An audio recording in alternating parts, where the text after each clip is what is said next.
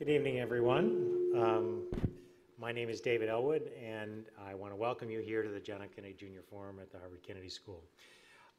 This is a special occasion for a number of reasons. The first is that this is the Albert H. Gordon Lecture, which was established in 1987 through a gift from Mr. Gordon, who received his undergraduate degree from Harvard in 1923 and his MBA in 1925.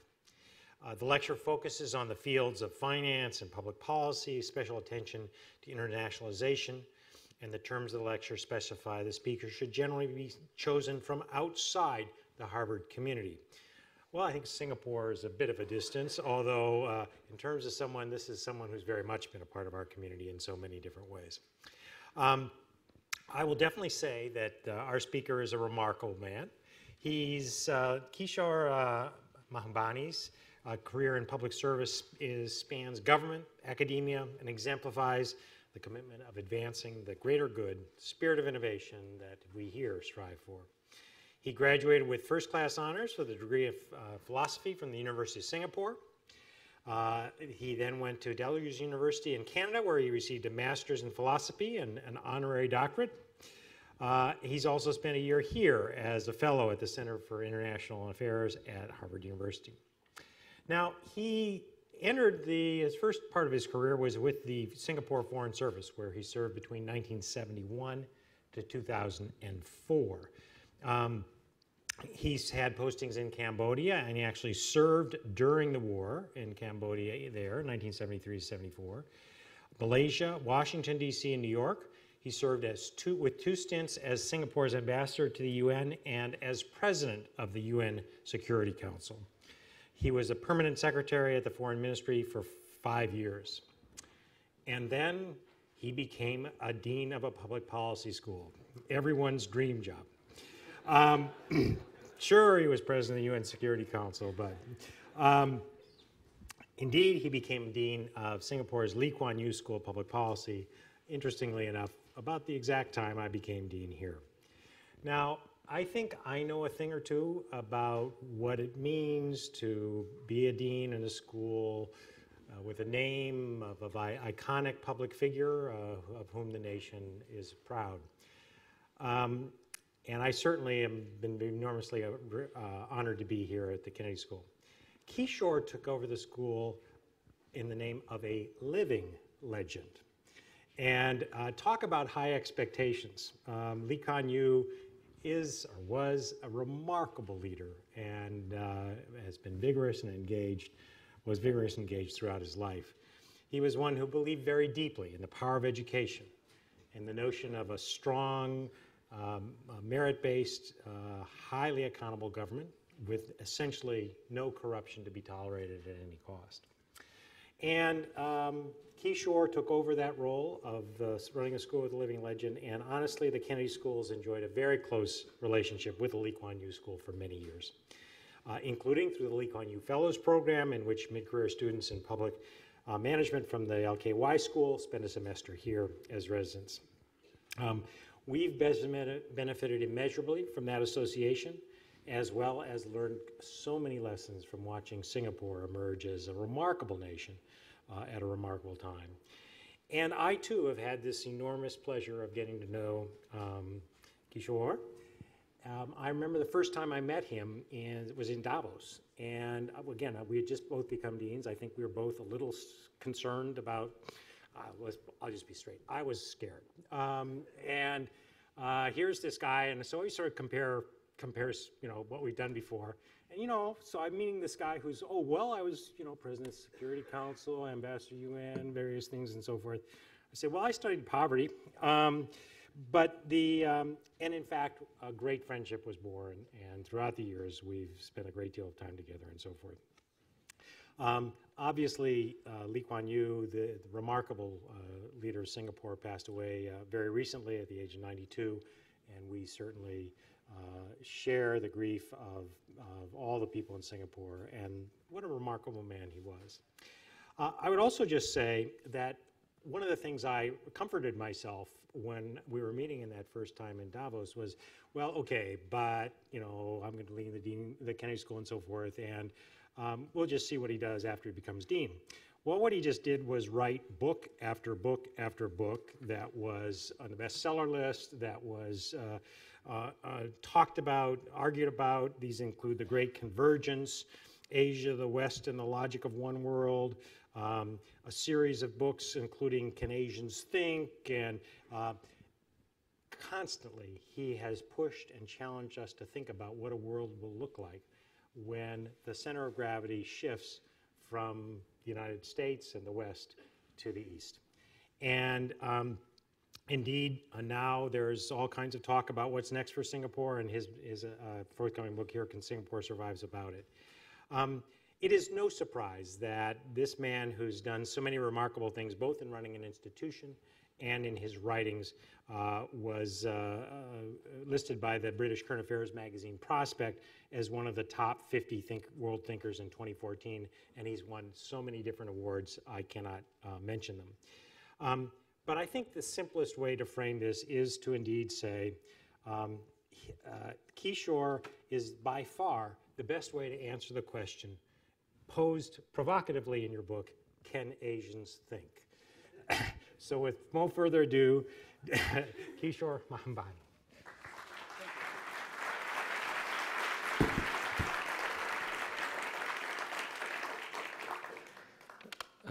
Thank you, David.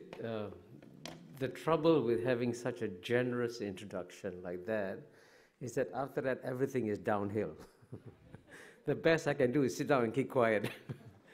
But anyway, it's a great pleasure and delight to be here. And I'm really glad you highlighted the very special relationship, David, that our two schools have. And indeed, frankly, the Lee Kuan Yew School of Public Policy, which began in 2004, has been successful because it inherited a public policy program that was set up by the Harvard Kennedy School in Singapore in '91, I believe. So we've inherited a lot of from the wisdom and advice from the Harvard Kennedy School, and I want to thank you very much for that. I also want to thank you for mentioning Mr. Lee Kuan Yew, who, as you know, who passed away. I think I'm not giving a big secret away if I say that he was a great fan of Harvard. And he really treasured the relationship that the Lee Kuan Yew School of Public Policy had established with the Harvard Kennedy School, and he strongly encouraged me to keep it up. And I think he'd be very happy to see that the Lee Kuan Yew School is being recognized here again at the Harvard Kennedy School. Now, let me try to now begin my remarks in 25 minutes to answer the question. I do have actually quite a long text, but I will not, I think it will be put up on your website of the Harvard Kennedy School, on my website too. What I'll give you is a kind of a summary of the lecture. But let me start at the beginning by saying that, you know, in America, I know you begin with a joke. Unfortunately, we Asians, we don't have jokes. I think the title of my next book will be Can Asians Joke? But I'm going to steal, frankly, literally, a joke that was told by one of my predecessors in this Albert A. Gordon series. His name was Richard Fisher. And this is how he began his lecture when he gave this Gordon lecture in 2009. He said, quote, "Yesterday morning as I got on the plane to fly up here, I turned to Nancy and I said," his wife Nancy, and said, "In your wildest dreams, do you ever envision me following in the footsteps of Mikhail Gorbachev, George H.W. Bush, David Rockefeller, and Ban Ki-moon in giving the Gordon lecture at the Kennedy School?" And Nancy replied, quote, "I hate to let you down, Richard, but after 35 years of marriage, you rarely appear in my wildest dreams." I think my wife who's here would say exactly the same thing. So anyway, to begin, you know, in the spirit of the, again, the Gordon lecture, who said we should talk about developments in the financial sphere, the way I'm going to deliver my remarks is that I'm going to first tell you 3 stories from the financial sector, and then later at the conclusion I'll explain to you why these 3 stories are important. And in terms of explaining and trying to answer the question, I'll first try to answer the question Of course, what are China's goals and aspirations as it tries to emerge and rise? Secondly, how has the relationship between the United States and China played a role in influencing the rise of China? And finally, try to answer make the point, and which is, I guess, the critical point I'm going to make at the very end, that how China behaves as number one will be very strongly influenced by how America behaves as number one. And that's why these three stories are important, and this is why I'll begin with them. The first story is about an event that happened at the height of the global financial crisis in 2008, 2009. And until that financial crisis came about, the Chinese were very happy that they had developed an interdependent relationship with the United States of America, so that while China relied on America to sell its exports and to buy its products, America in turn relied on China to buy U.S. Treasury bills and to make sure that the U.S. could continue to sell these Treasury bills overseas.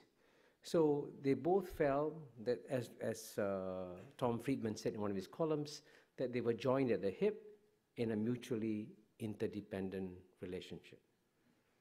And indeed, I can tell you this, as a matter of fact, at the height of the crisis, when things looked really bad, the Bush administration actually sent an envoy to Beijing in 2008 and said, please continue buying US Treasury bills, because that's what we need to preserve global financial stability. And the Chinese were happy to do so, and I suspect the Chinese even felt a bit smug. See, the Americans depend on us. But then, lo and behold, about a month later, in a move that completely shocked the Chinese, the US Fed announced the first round of QE measures in November 2008. And as you know, with the QE measures, essentially the US could print money to buy US Treasury bills. And lo and behold, the Chinese said, what's happened to this interdependence? The Americans can just turn on the printing press and take away this dependence on China.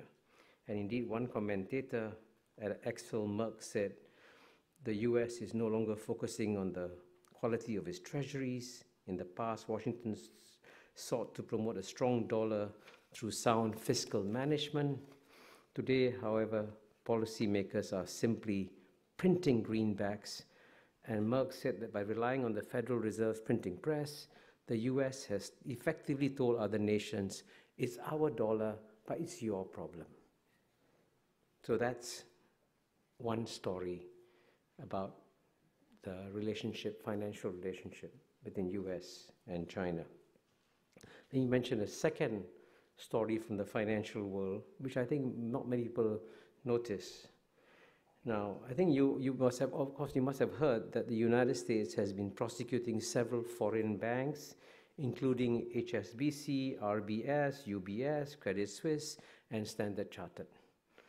Now, for example, Standard Chartered Bank was fined $340 million for making payments to Iran. And most Americans reacted with equanimity to this fine paid by Standard Chartered Bank and thought that the bank was just being fined for dealing with the evil Iranian regime. However, few Americans actually noticed that Standard Chartered Bank, which was domiciled in the UK, had broken no British laws and had not violated any UN Security Council sanctions, but because the payments made through the Standard Chartered system went through the New York clearing system, the US dollars entered the territory of US laws, and so Standard Chartered Bank was fined. And this is what is called, by the way, extraterritorial application of domestic laws. Again, remember this story when I come to the conclusion. And the third story is about the SWIFT system, SWIFT. I think many of you may know what it is. It's a system for clearing payments between countries. I think it's centered in Brussels. And when things got very rough between the United States and Russia, recently, as you know, the United States said that it might consider denying access to Russia to the SWIFT system. And in a column by Farid Zakaria, one of our mutual friends, a graduate of Harvard, he described the Russian reaction to the possibility of being denied access to the SWIFT system. And interestingly enough, you know, most of us, when you look at Russia, we think Putin is the bad guy, Medvedev is a nice guy, good guy. But there was a good guy, Medvedev, who said, he said, the Russian response to any denial of access to SWIFT will know no limits. So clearly, again, this was a global system for clearing payments, and the United States was trying to use it for either for bilateral relations in terms of punishing Russia. Now, these are the three stories I'm telling you at the beginning, and I'm going to conclude with these stories at the end. Now, first of all, let me now answer the three questions that I mentioned earlier. First, what are China's goals and aspirations as it emerges as number one?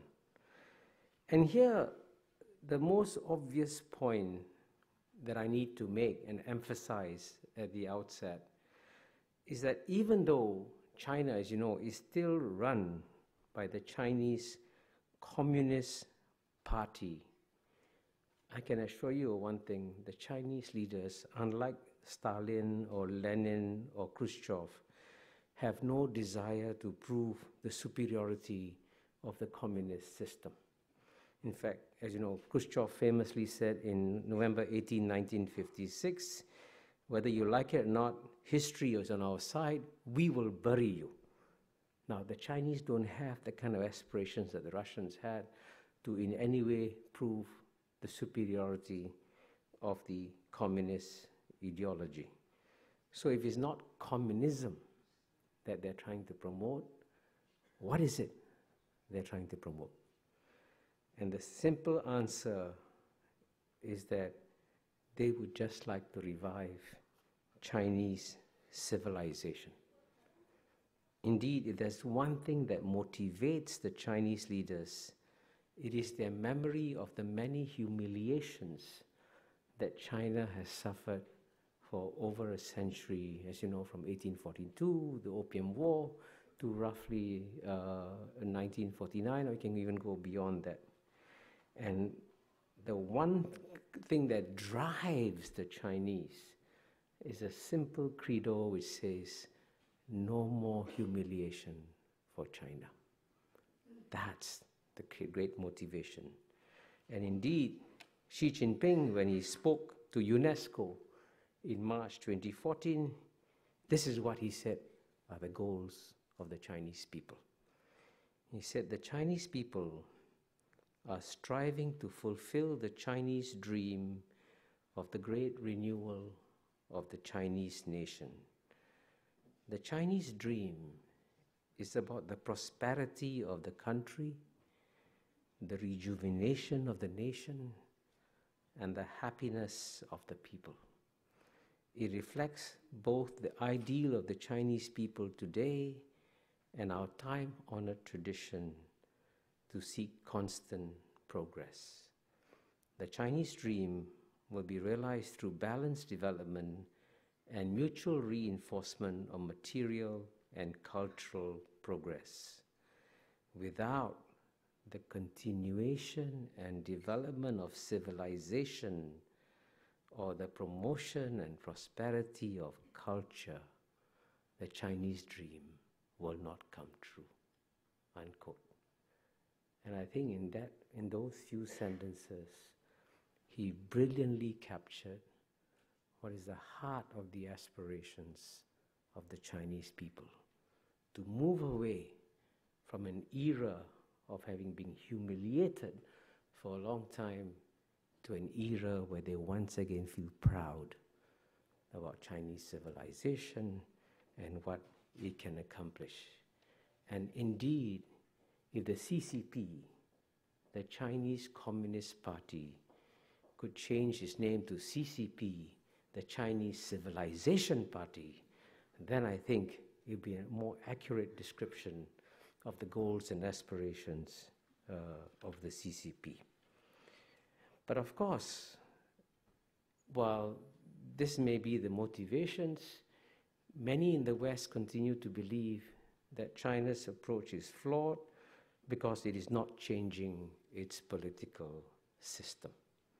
And you can read in, whatever, Wall Street Journal, New York Times, Economist, there's this constant belief that the best thing that can happen to China is to have a collapse of the Chinese Communist Party and have a democratic system. The one slightly provocative point I'm going to make here is be careful what you wish for. Because if the Chinese political system becomes more democratic, it could very well become far more nationalist and far more aggressive as a power.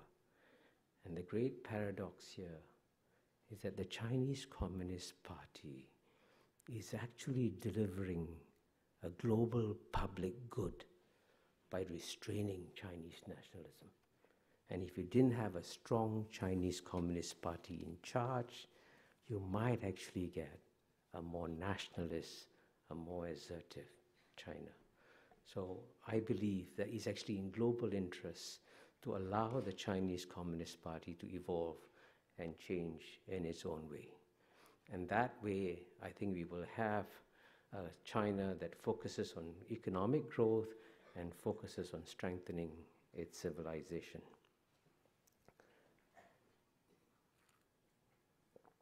Let me now turn to the second question I said I would discuss, which is US-China relations, because clearly the relationship between the world's number one power, which today is the United States, and the world's number one emerging power, China, is a key dynamic.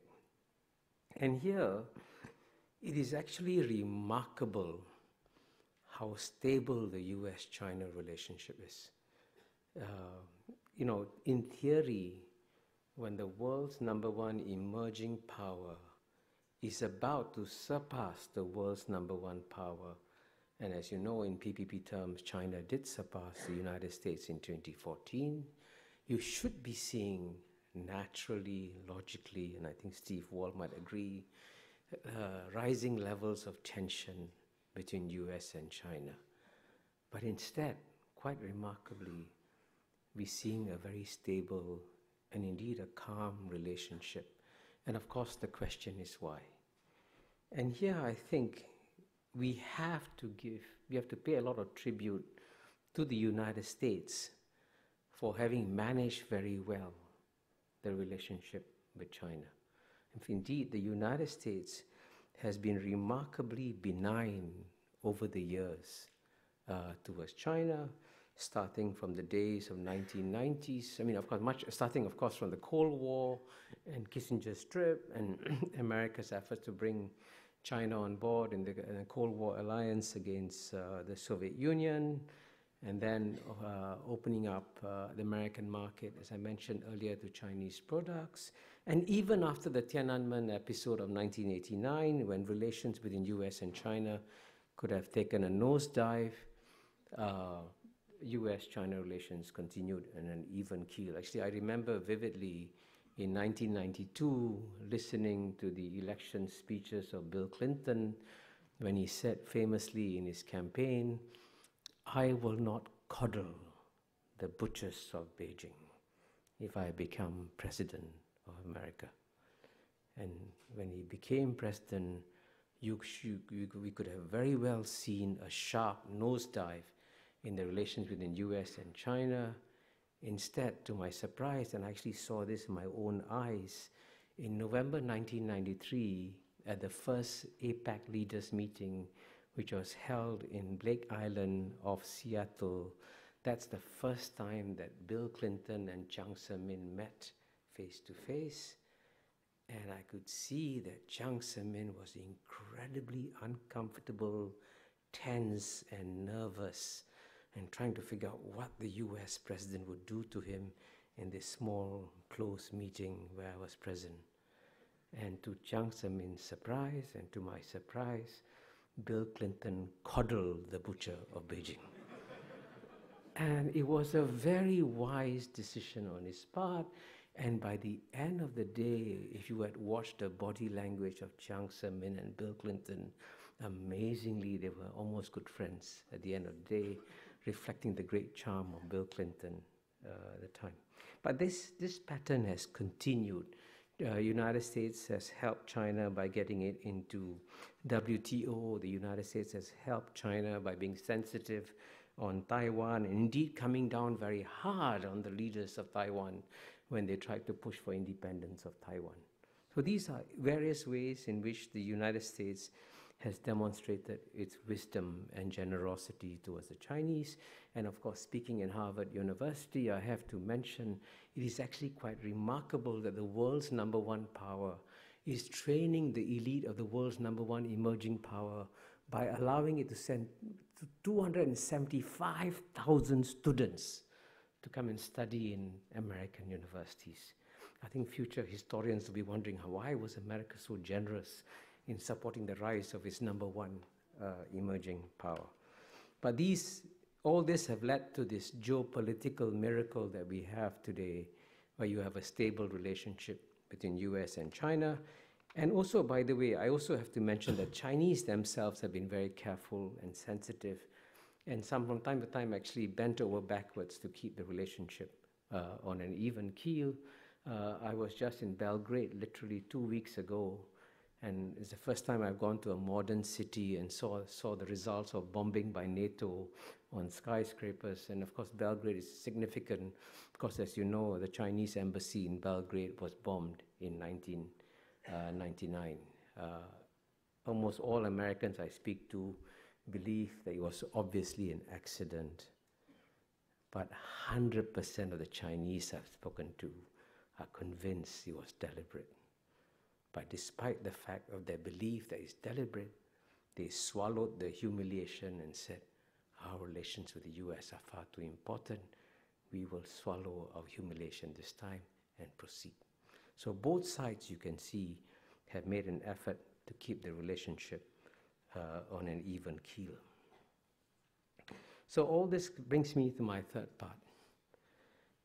How American behavior and actions will have a significant influence on China's role as a #1 power.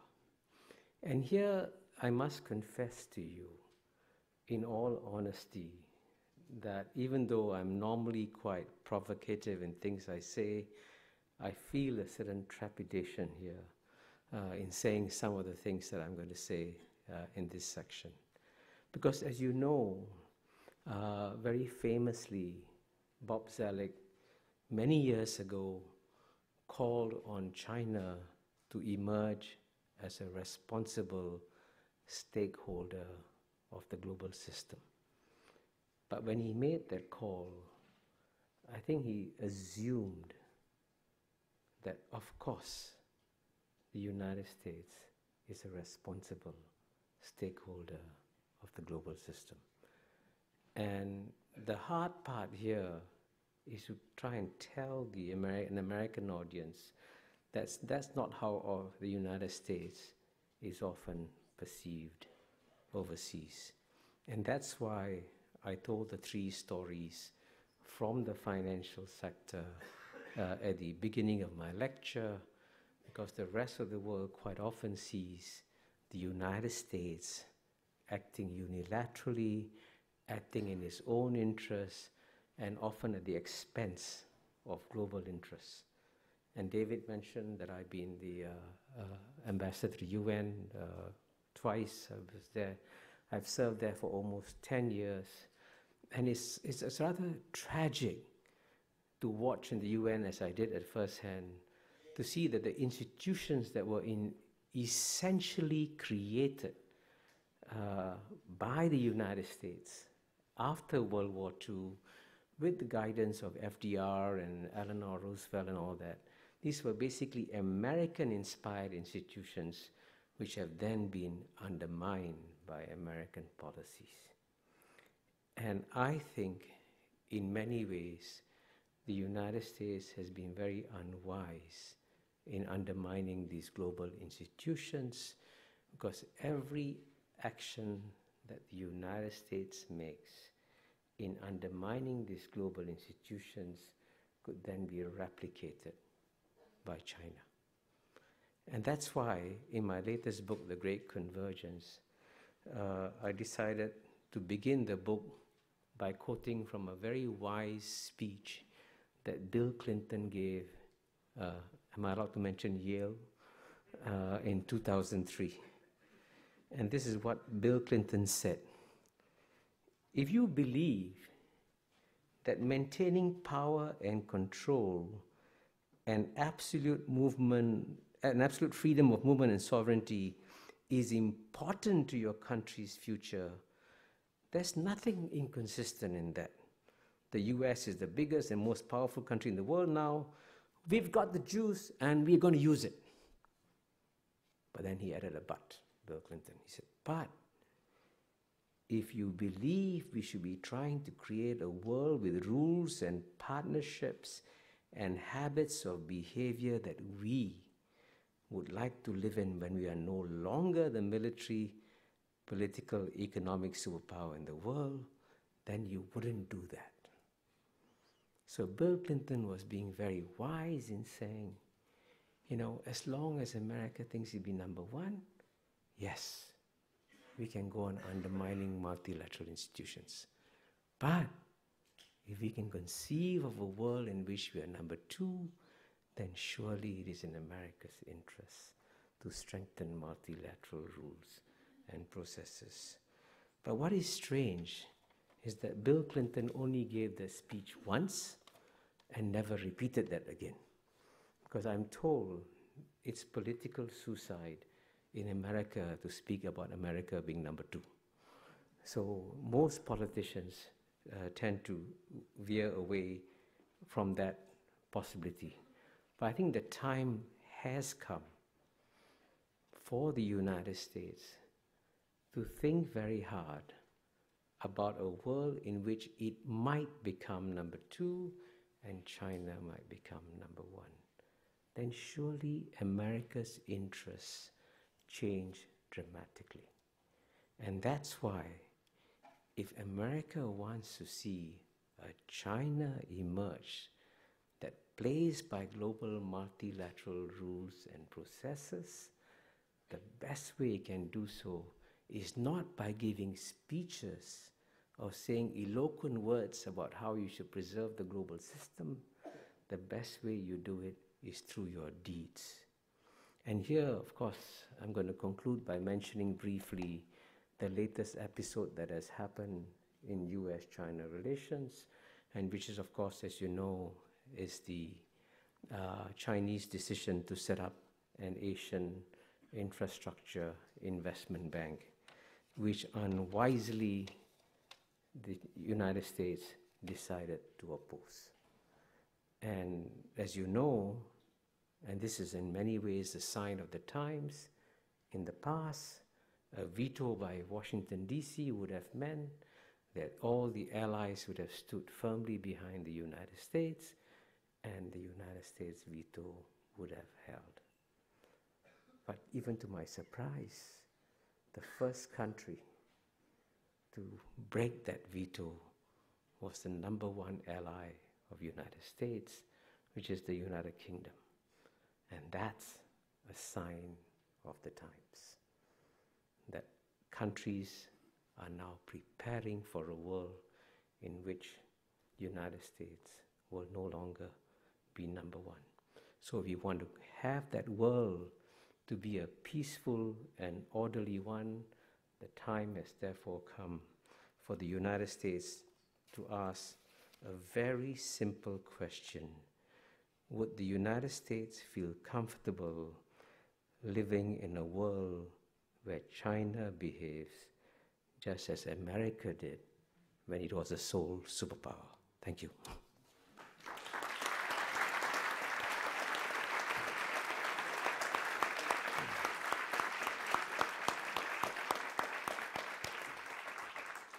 Thank you, Kishore. We now have time for questions. As you all know, there are microphones in 4 locations, one here, one right there, one there, and one there. And the characteristics of a good question at the Kennedy School have 3 characteristics. 1, you identify yourself. 2nd, it is short and has but 1 point. And 3rd, it ends with a question mark. So why don't we start right over there? Good evening, sir. My name is Nico. I'm a mid-career student here at the Kennedy School. I'm also the co-founder of the Future Society at the Kennedy School, which is a new student club. And my question regards the role of China, the future role of China in the Middle East. We've seen the Middle East being the big area of tension for the past decades. And I was surprised to see, if I recollect properly, that the first trip of the newly elected Egyptian president, Mohamed Morsi, at the time, was to go to China, not to the US, which I saw personally as a big sign. And I was wondering whether you could share with us your perspective of how the region, the Middle East, could change in this new era of Chinese rise. Thank you. Should I answer? Yes, go ahead.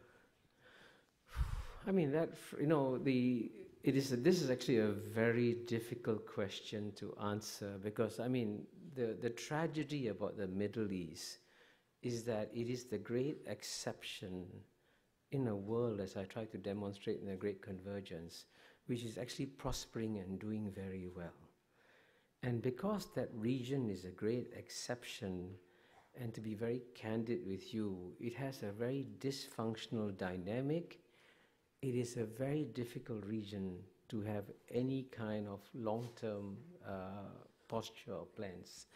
I am very confident that the Chinese want to see stability in the Middle East, but the Chinese will never try to play the role of the United States, which is to go in there and intervene directly and try to influence the political development either inside countries, as with the invasion of Iraq, or in the relations between countries, and so on and so forth. So when the Chinese emerge, the one thing they will not try to do is to try and replicate American policies in the Middle East. So next question is right over here. Do note there's microphones here and here, and since I just go around, if you're standing in line, head to one of the other microphones. Hello, my name is Patrick. Thanks so much for this very thoughtful and inspiring talk. As a German, I try to be the diplomat between the US and China. So my question is, how can millennials contribute to, as Kissinger would say, a peaceful coexistence between the US and China? I think the millennials have an enormous contribution to make. And the first thing they should do is read my book, The Great Convergence. And I'll tell you, and it's a serious point I'm making here. I mean, I'm selling my book, but I'm also making a very serious point. The one key point that many people have not understood is that there are many respects in which the world has changed fundamentally. But one way in which it has changed fundamentally is that, and I use a simple boat metaphor to explain this change. In the past, when 7 billion people live in 193 separate countries, it was as though they were living in 193 separate boats with captains and crews taking care of each boat and rules to make sure the boats didn't collide. Now, that's the old world order. Now, what's happened is that the world has shrunk and it's become small, dense, interdependent. So the 7 billion people in the world no longer live in 193 separate boats. The 7 billion people literally live in 193 separate cabins on the same boat. But you have captains and crews taking care of each cabin, and no captain or crew taking care of the global boat as a whole. And that's why you have global financial crisis, that's why you have global warming, that's why you have global terrorism, that's why you have global pandemics happening also. So I think my generation's problem is that we've got so used to the idea that the only way you solve the problems in the world is by getting independent sovereign countries to talk to each other and resolve the problems.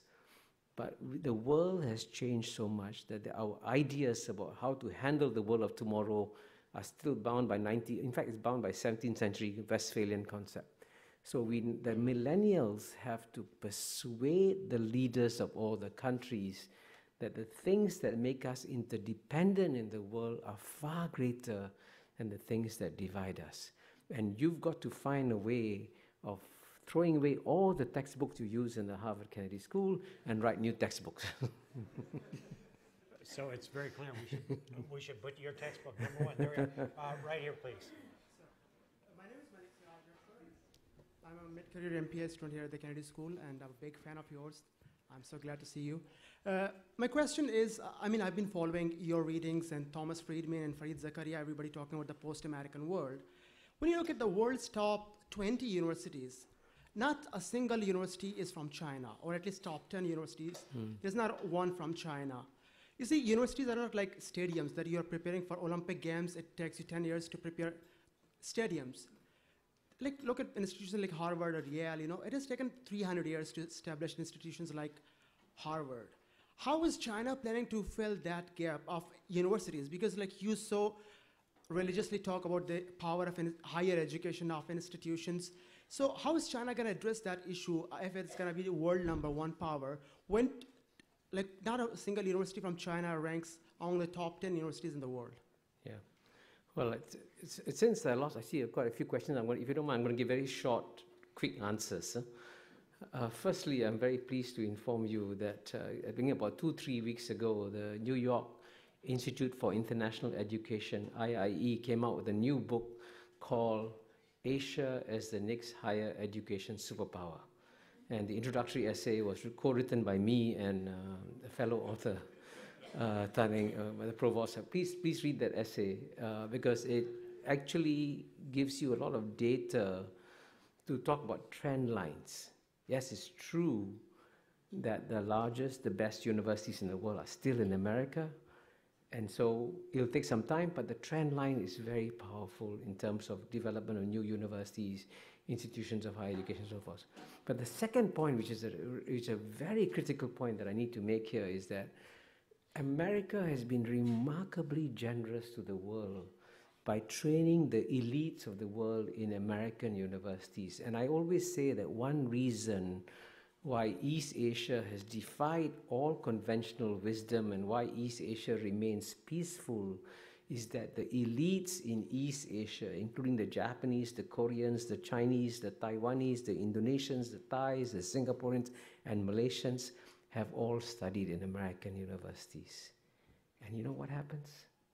They use the same concepts, they understand each other, and they can get along with each other. Now, this is a remarkable contribution that American universities have made towards peace in East Asia that no one has fully recognized. So it's in fact good for the world that America retains the best universities as long as it continues to train the best minds from the rest of the world in these universities. Right up here. Thank you very much. My name is Peter Wu. I'm a junior at Harvard College. My question is, when China, or if China becomes #1, what is the future for Hong Kong and the future for Taiwan? Well, I think both will do very well. I mean, and for the simple reason that, there is what I call a rising tide of prosperity in the region. Now, they will have short-term political challenges.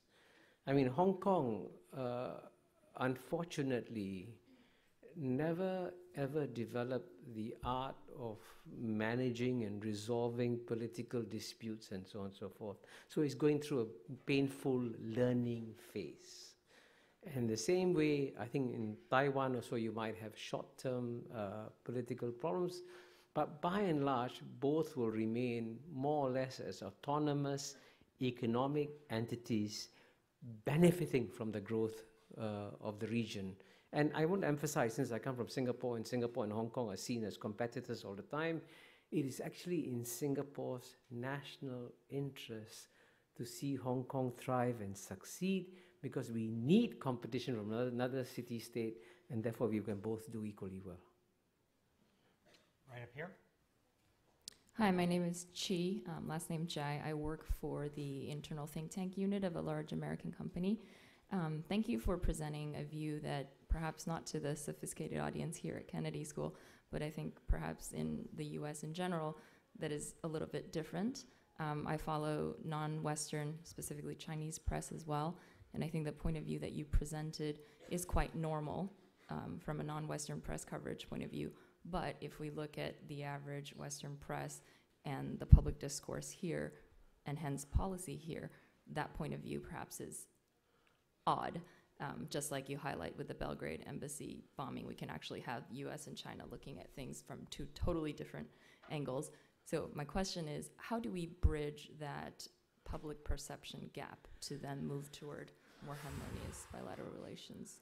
Yeah, I mean, I must say that that's a very difficult question, because I think that as I get older, I get less and less surprised by things. It's quite normal.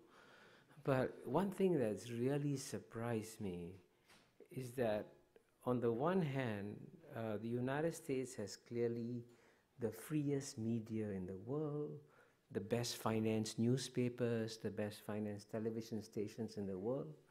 But I can tell you this, as someone who travels to at least 30, 40 countries a year, when I come to the United States and I go to my hotel room in Charles Hotel and turn on the television, I feel that I've been cut off from the rest of the world.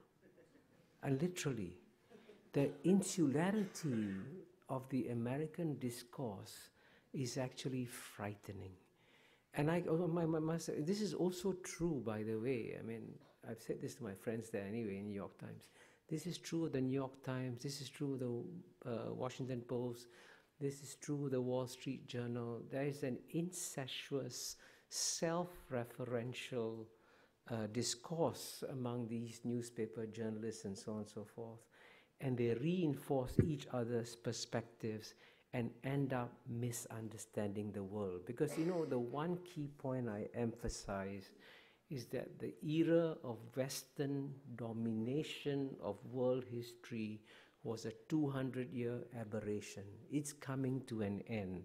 And as a result of it, you've got to learn to understand non-Western perspectives in the world. And it's actually quite frightening that in many ways, I find American intellectuals behind intellectuals, including in Serbia, where I just was, or Greece, or in Istanbul, because they are much more aware of what's happening in the world than most American intellectuals are. I don't know how to solve that problem. Right over here. Thanks. My name is Ziad Raza. I'm a mid-career MPA candidate here, and also from Malaysia. So both Malaysia and Singapore and countries around East Asia have been benefiting greatly from the economic rise of China. We trade with China, we benefit from that. But there's also this specter of security. China's 9-dash claim on the South China Sea, some skirmishes along the way, and also the increasing militarization of China is growing defense budget. So my question to you is, I think the entire world is looking to see whether China is true to its rhetoric of peaceful rise, but it's particularly relevant for East Asia, because we're so nearby and we're directly affected by this. So what are your thoughts on China's rise as not just an economic power, but also potentially a military power as well? Yeah, again, very quickly. Number one, overall, there's no doubt that China has been rising peacefully. But for some strange reason, and I would say in the years 2010 to 2012 or 13, China began to make serious mistakes in its foreign policy. The one big mistake it made, for example, was when the Japanese arrested the captain of a Chinese fishing trawler. The Chinese put enormous pressure on Japan to release the captain, and they succeeded. And then, foolishly, they asked Japan for an apology. And I told my Chinese friends, you already humiliated the Japanese by forcing them to release the captain of Chinese fishing trawler. Why humiliate them further by asking for an apology? Then, as you know, they made mistakes in the South China Sea. And for example, in the ASEAN Foreign Ministers meeting in July 2012 in Phnom Penh, Cambodia, the ASEAN countries wanted to have the usual reference to South China Sea. China put pressure on Cambodia, the chairman, to block it. And then for the first time in 47 years, the ASEAN countries failed to produce their usual boring, long joint communique because of Chinese pressure. So they made serious mistakes. But what is astonishing to me is how quickly they learn from the mistakes. And I can tell you one of the most surprising things I did in 2014 was to be invited to Beijing by two separate Chinese think tanks and in a fully recorded conversation, and they only asked me one question. Please tell me, what mistakes has China made in its foreign policy? And I was stunned by that, because I've never been invited to Washington, D.C. to talk about mistakes in American foreign policy, but I get invited to Beijing. I mean, that's a sign of the times, that is how different the world is today. So I think the Chinese, I want to emphasize one point. The Chinese themselves have not clearly made up what kind of power they want to be, and they are torn by contradictory impulses. And that's how we react to them, how we act as a role model for them, that will make a huge difference. And here in the area of the military, I can tell you one key point I keep saying: it is now in America's national interest to stop aggressive naval patrolling 12 miles off China's shores, because if you do that 20 years from now, there'll be aggressive Chinese naval patrolling 12 miles off California shores. Let's not push for that. Let's work towards a new world where we no longer have to use the military. And I think at the end of the day, there will be no war between the United States and China. Why not gradually de-escalate the military competition? I think it can be done. Right over here. Thank you, David, and thank you, Kishore, for the great presentation. My name is Xing Chai Zhang. I'm from China. It's a great honor to have this opportunity to talk about, to ask questions. I'm the founder of my lab tea company, and my question is: you talk about Mr. Xi Jinping and talking about our purpose to revive our culture. So, what do you think is China's core culture, and how Chinese core culture can contribute to the world, and what we can learn from other civilizations through this process? Thank you very much. Well, I suspect there are many more experts in this room here on Chinese culture and civilization, but I can tell you that there are obviously many roots of wisdom in traditional Chinese culture. And I'm actually hoping that, if you look back over the longer history of China over the past 2,000 years or so, it's actually surprising how few military adventures the Chinese had overseas. And in general, they have actually, as you know, within the Chinese Confucian ethos, the guy who's a soldier is at the bottom of the value chain, right?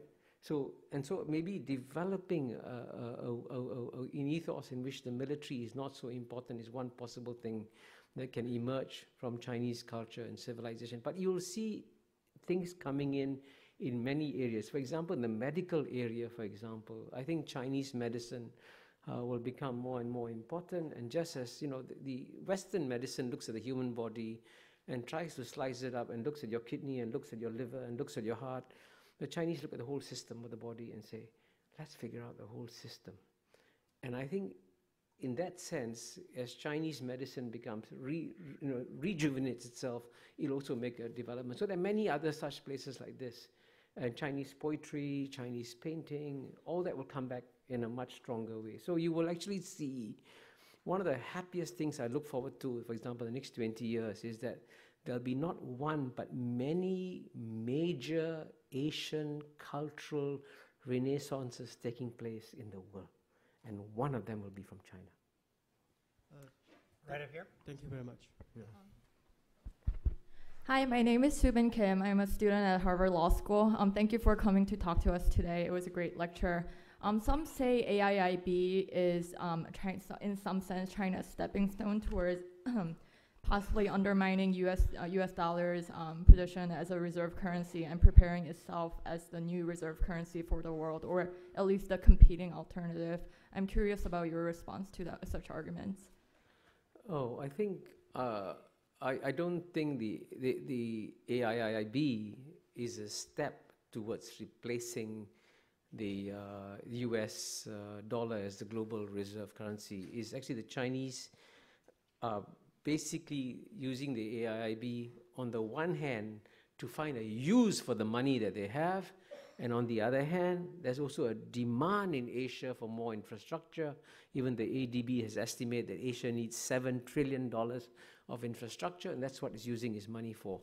But at the same time, I do agree with you also that the Chinese have begun thinking about how long can they rely on the US dollar as the global reserve currency. Because traditionally, the reserve currency is always the reserve currency of the world's #1 economic power. Now, China is not yet in nominal terms the #1 economic power, but within 5 years, 10 years, depending on your guesswork on what the rates of growth will be, China will become the world's #1 economic power, let's say within 10 years. And then in that world, if you have a world in which China is the #1 world economic power and the US dollar remains as the global reserve currency, that will be a major global contradiction. So it's actually better for us now to find a solution to that global contradiction before it becomes a big problem, because this will definitely be a big problem 10 years from now. Right over here. Yes, my name is Charles Data. I'm a student here at the Kennedy School. Arguably, in the era of US superpower, democracy could be argued as the main value that the US has been pushing around the world. How about when we imagine the day that China will be a superpower, what do you think will be the main agenda that will be pushed around the world? Okay, let me begin with the good news. They will not ask any country in the world to set up a communist party. I guarantee you that. I actually believe in the long run, China itself will eventually become a democracy. The destination is not in doubt. It's only the route and timing that you take. And I can tell you the Chinese learned so much from the collapse of the Soviet Communist Party, because the Soviet Union went overnight from a communist system to a democracy. The Russian economy imploded, became smaller than Belgium. Infant mortality rates went up, life expectancy came down, and the Chinese saw that and said, we don't want to see that in China. So they will not make an immediate transition towards democracy, but in the long run, I think they'll move in that direction. But unlike the United States of America, the Chinese do not believe in proselytizing their beliefs.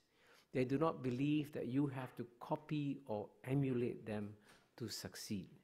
And they also believe that it is far better for people to admire and respect them for their deeds rather than to pay attention to their words. So in a sense, we will have a very different world when the world's #1 power in the world is no longer a missionary power in the world. Right over here. Technological institution down the river. My question is similar to the one that was just asked. I think your point is very well taken, that you learn how to behave when you're #1 by looking at the person who's now #1. We're good to our parents, so our children will take care of us in our old age. But how many years after China becomes #1 do you think there would be real press freedom, or artists would have freedom, or the Dalai Lama could come to Tibet? How will that ever really happen with the communist dynasty that you praise, which you can only get away with in Cambridge, by the way? Well, the question of freedom in China, I think, is a very critical question. I first went to China in 1980, and I arrived in Beijing. For a start, there were no skyscrapers. there were big roads, there were no cars, only bicycles. People at that time could not have the freedom to choose where to live, where to work, what to wear, you know. No, not any kind of personal freedom. Today, you go to China, the Chinese people can choose where to live, where to work, what to study, what to wear, where to go. And you know, when I first went to China in 1980, there wasn't a single Chinese tourist leaving China. Last year, 100 million Chinese went overseas freely. And 100 million Chinese returned to China freely. Now, if there's no freedom in China, if China was this despotic, oppressive state, would 100 million Chinese come back to China? So clearly there has been an explosion of personal freedoms in China on a scale that the Chinese people haven't experienced, right? Now, you mentioned difficult things like the Dalai Lama. And I agree with you that China should deal with the Dalai Lama. But isn't it shocking that the United States of America, which is the world's freest society in many ways, actually prevented some Islamic scholars from coming to teach in American universities barely 10 years ago? That's shocking. So, and all I can say to you is, no country is perfect. Every country has got to learn to improve itself. Kishore, I want to take advantage of my position here to ask you a question that no one else has seemed to ask, but since you asked it rhetorically yourself, is after Lee Kuan Yew, can Singapore survive? You know, my favorite answer is buy the book. No, actually, I did. That's not generally an acceptable answer here. So, I know. No. I did launch a book 3 weeks ago in Singapore called Can Singapore Survive? But the answer I gave is very simple. The probability, of course, is that Singapore will survive. I mean, Singapore will not just survive, Singapore will do very well. Because, you know, Mr. Lee Kuan Yew and the founding leaders of Singapore created some of the strongest institutions in the world in some areas. The quality of mind of the Singapore civil service, I think, is number one in the world. The quality of mind of the Singapore judiciary is also probably number one in the world. The quality of the Singapore military is probably among the top 10 in the world. Singapore's education system is already ranked among the top 3 or 4 in the world. We have the world's best airport, the world's best functioning port. So we have created a whole ecosystem of excellence in Singapore. And with that ecosystem of excellence, Singapore is poised to take advantage of a major historical opportunity that is coming its way, because just as London served the European century and New York served the American century, the one city in all of Asia that is comfortable with all the major civilizations in Asia, with Chinese civilization, with Indian civilization, with Islamic civilization, and also Western civilization, is Singapore. So Singapore is going to become the New York of the Asian century. So it's a great time coming ahead for Singapore. But, okay, right there. My name is Ihab Al-Gamal. I'm a mid-career from the troubled area of the Middle East.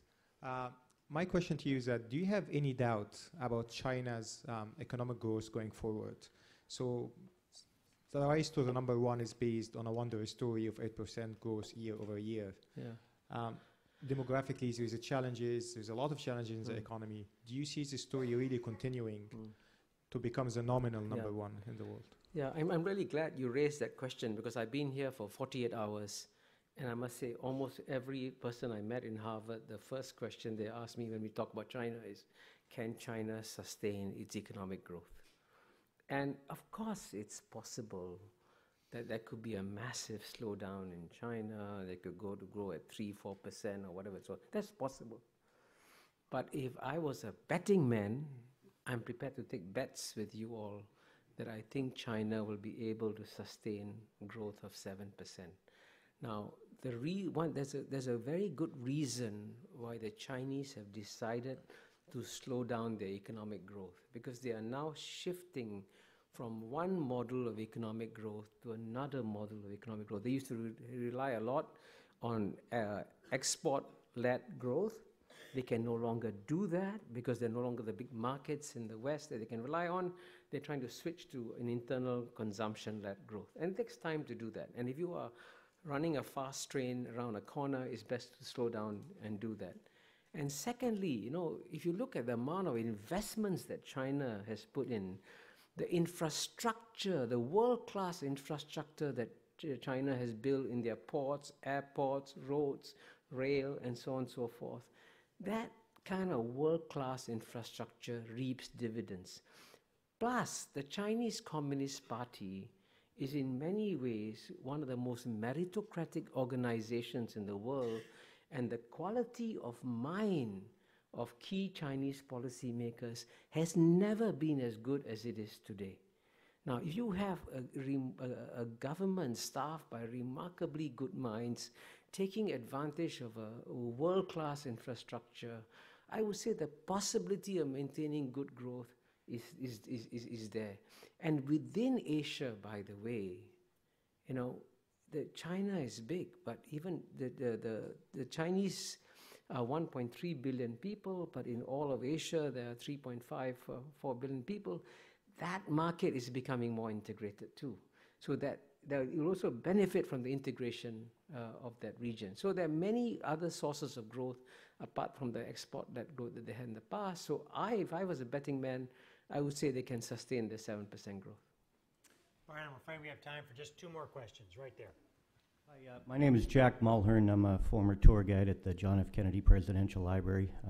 I just had a quick question. One thing, it's a great honor to have you here, first of all. But I attended the law school about 6 months ago, and Tommy Koh, the U.S. ambassador to Singapore, he posited a theory that 11 times one country has always been on top, and they've always, in the history of humanity, been superseded by the country in number 2. I'm just wondering if this is inevitable due to what I've noticed China's doing. They're buying factories in Indiana that are producing rare earth elements that we need for our cell phones and our F-14 and F-16 fighter jets and so forth. And I'm not saying that they're not benign. I'm just saying that this is what's happening. And so I'm wondering, it's an inevitability that the country who's always number 2 supersedes the country that's now economically number 1.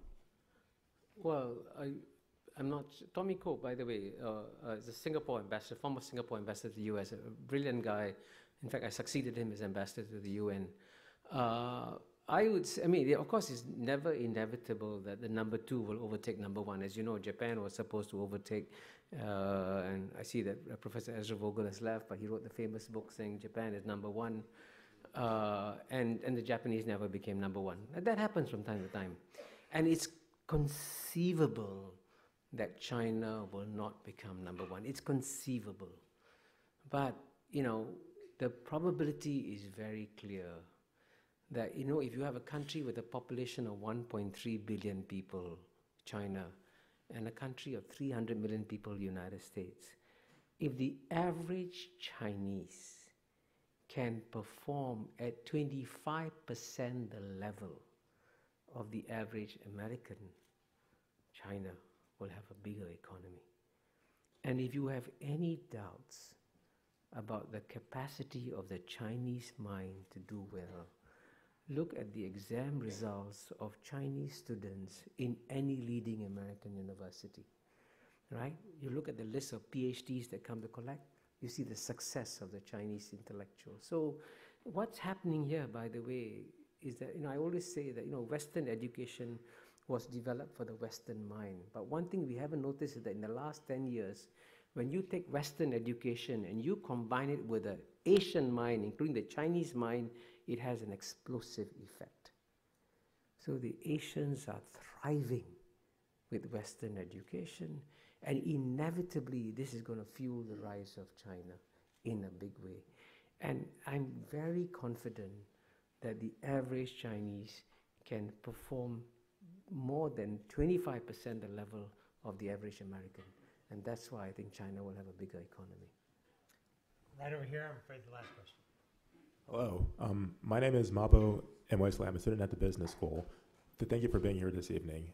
My question is, how would you characterize in all likelihood the U.S.-China relationship, specifically in the range of 15 to 25 years, where while China will likely be number one, the U.S. will likely be a close number two?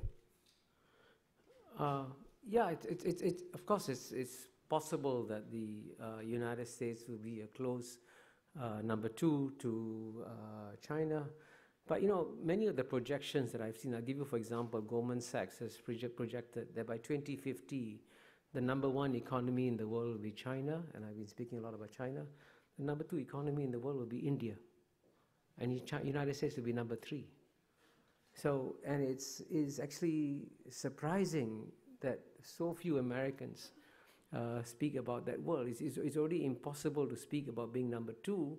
It's even harder to speak about being number three. But that, frankly, is also going to happen. You know, I wrote an essay recently in which I said that, you know, if you look at the most successful ethnic community in the United States, I would have thought in the past would have been the Japanese or the Chinese or the Koreans or the Jews. But the most successful ethnic community in the United States by far is the ethnic Indian community. And if you look at one statistic, if the average Indian in India can achieve half the per capita income of the average Indian in America, India's GNP would not be 2 trillion, but 25 trillion. And if you go to India, as I do, the sense of optimism about the future is phenomenal. So I've been talking a lot about China, China, China, but there's actually another bigger Asian story. There's also India and other states that are doing very well. So in that world of tomorrow, it is just by sheer mathematical logic. The amount of space that 300 million Americans have carved out for themselves, politically, economically, when they represent less than 5% of the world's population, has been phenomenal, has been exceptional. But it cannot carry on because the rest of the world has stopped underperforming. And if they start performing normally, and America will continue to remain a strong, dynamic, successful country, but its relative share of the global GNP can only shrink. Dean Mahbubani, thank you so much. It's been very nice.